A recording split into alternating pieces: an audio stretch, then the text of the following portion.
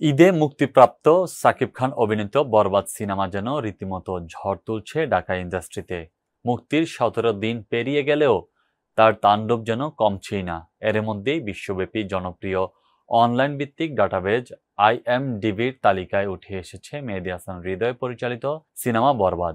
ডাটাবেজটির সেরা ১০০ জনপ্রিয় সিনেমার তালিকায় ৪৪তম স্থানে রয়েছে সাকিব খান অভিনীত এই সিনেমাটি। চার্ট গেটে দেখা যায় চার্ট স্টার্টের প্রথমে রয়েছে হলিউড সিনেমা এ মাইনক্রাফট মুভি।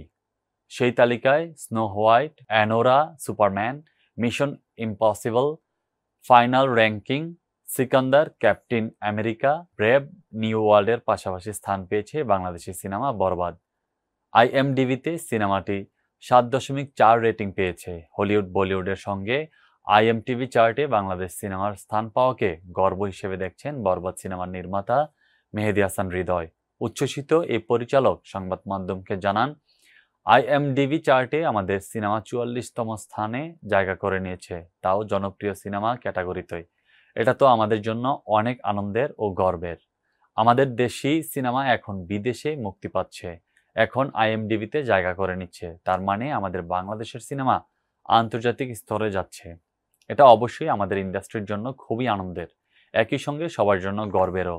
উল্লেখ্য, আইএমডিবি অ্যামাজন.com এর অঙ্গসংস্থা imdb.com ইনকর্পোরেটেড দ্বারা পরিচালিত হয়।